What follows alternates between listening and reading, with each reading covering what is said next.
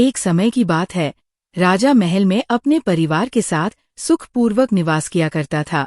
उसका एक पुत्र था, जिसकी शादी हो चुकी थी। राजा की पुत्रवधू ने एक दिन रसोई में मिठाई रखी हुई देखी तो वह सारी मिठाई खा गई।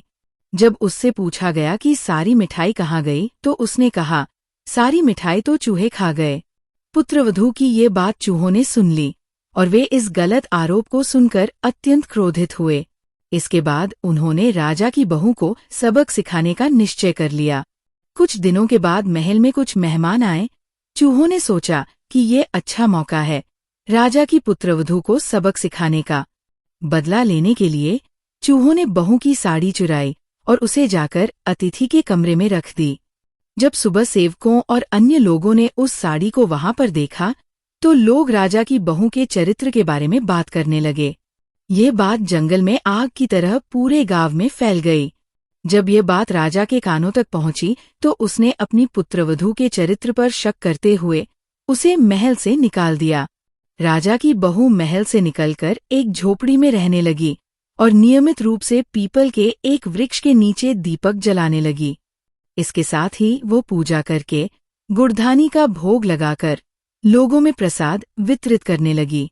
इस प्रकार कुछ दिन बीत जाने के बाद एक दिन राजा उस पीपल के पेड़ के पास से गुजरे, जहां उनकी बहू हमेशा दीपक जलाया करती थी। इस दौरान उनका ध्यान उस पेड़ के आसपास जगमगाती रोशनी पर गया। राजा इसे देखकर चकित रह गए।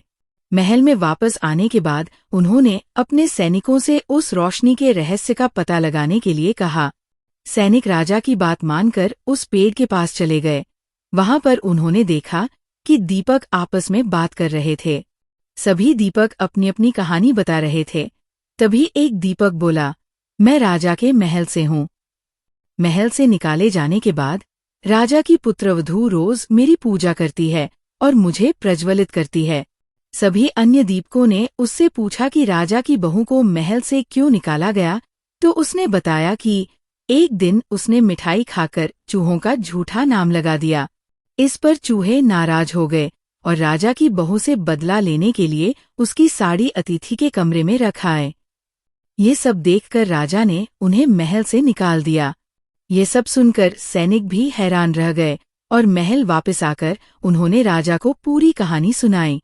ये सुनकर राजा को अपनी गलती का एहसास हुआ और उसने अपनी पुत्रवधू को महल में वापस बुला लिया। इस प्रकार पीपल के पेड़ की नियमित पूजा करने का फल राजा की बहू को मिला और वह अपना जीवन आराम से व्यतीत करने लगी।